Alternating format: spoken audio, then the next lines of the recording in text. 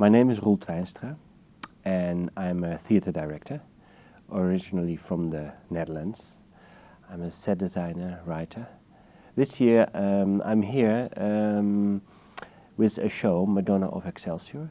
It was selected for the main program here. It's for the first since the 90s that a show of Parkov's is part of the main. Dear Father,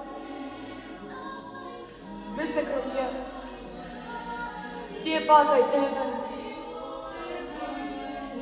I don't know who you are. Do you even know me?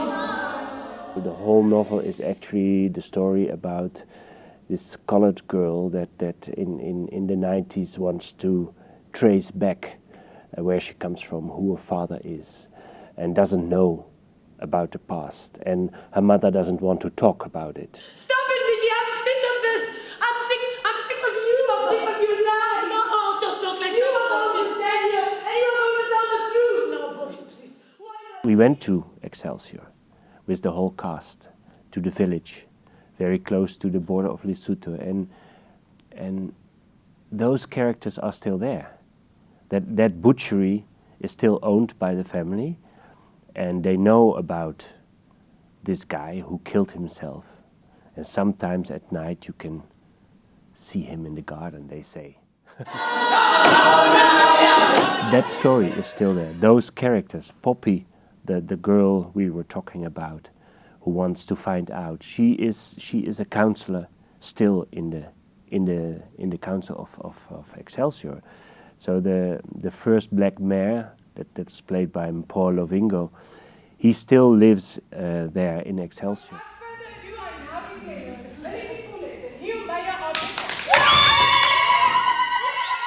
All these characters and this history is still there, and people still don't like to talk about it.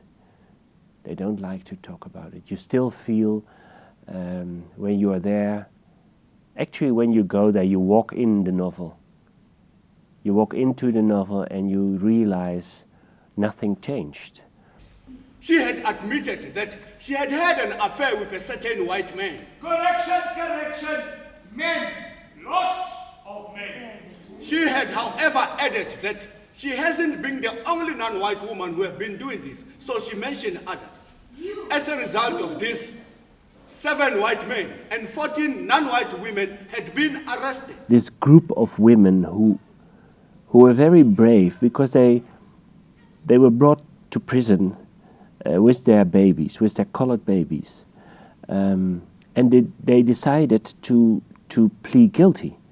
So I imagine that them in 1971, it's 14 girls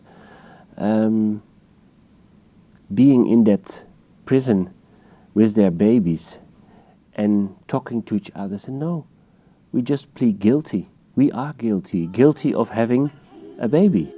And his job was to take blood tests and to confirm that indeed the blood was mixed. Mixed with the right!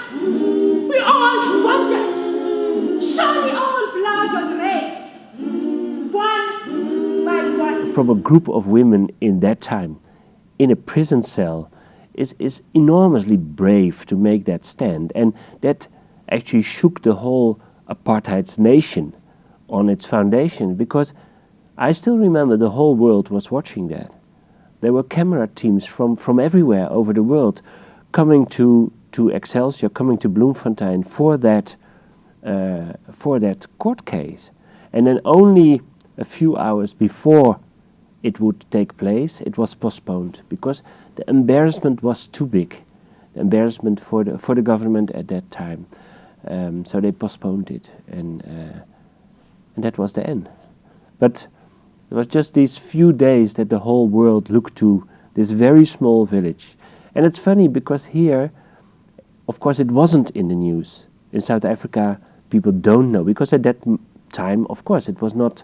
It was censored and it was not on the news. It's weird to see that you think, wow, South Africa moved on, and I think in a lot of places in the big cities it is like that.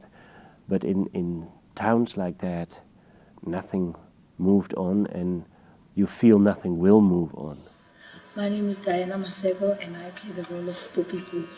Poppy is a colored girl. Her mother's black, her mother's Nikipule, and her father is a Boer, is a white man. She isolated herself from everyone, from the world, from everyone, even the family, even in the house. She was always in a room. She'd lock herself up in a room. She couldn't talk to anyone because it was eating her inside. Because even when in the school that she went to, it was always Poppy, Poppy, Poppy, the colored child. So to her, it was very emotional. It was very painful. It was traumatic. It was an abuse, actually. I would say it was just emotional abuse. Because he was guilty all the time. No, please. Guilty that I was born white. Guilty that you used my violence to punish his wife. No, please. Guilty that you roasted me like a piece of meat over the fire. There was something she didn't understood, that there was something missing, and it's one of these talented young women who work hard, who achieve a lot, but there's something inside, you know, what's going on? And when finally that's unveiled, these tears come out, and I think you have to wash your past with your tears. You have to be able to release that unfinished sadness, that pain from the past. You can let it out now. She's a beautiful woman. Joelle, Joelle, oh, sipe amanda.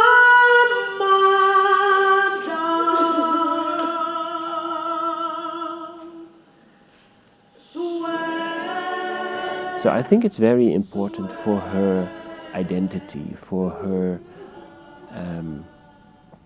personal identity, not linked to being colored, but just to who she is as a person. My name is Nick Beekes. I played the role of Chart Cronje. It's just you and me now, Poppy. Come on, baby, I know it's what you want. It runs in your family.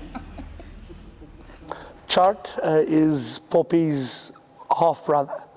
But of course, he keeps this a secret from her because Chart blames his father for all the suffering he did because his father slept with a black woman against the laws there at that time. So in his eyes, he blames Poppy. I'm not fighting, Poppy. I don't fight with ladies. He's got this very vendetta, trying to break Poppy down, always because he wants her to feel that hurt that he feels as an only child, and her as well because she never knew her real father.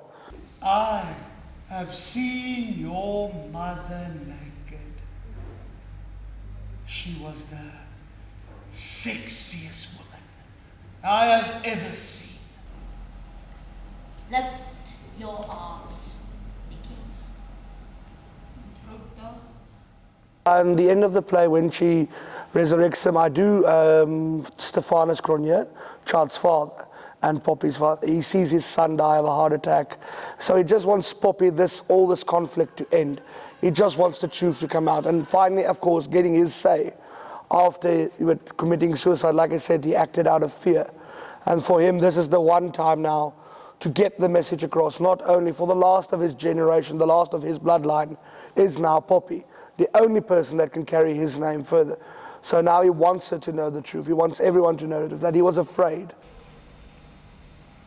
You see, Poppy, love wasn't allowed in those days. Not between a white man and a black woman. All the laws told us that we were strangers, enemies. Besides, I think I would have been too afraid to love your mother.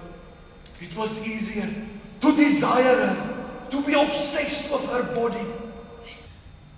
Don't listen to you, Bobby. What black people say, we forgive and we continue, is a politically correct lie, because there's still so much unresolved emotions, stories, business, anger, and you can't just move on.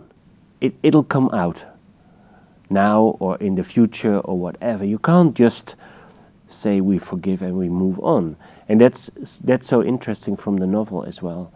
And for me, you see a lot of the, not the actors, but a lot of the companies and directors I work with, they really feel the need to get these stories out, and because they're part of the heritage, they're part of the history, and you cannot delete that. You can't. How embarrassing some of the stories are for the white and the black community still at this moment. So it's interesting to be part of that process.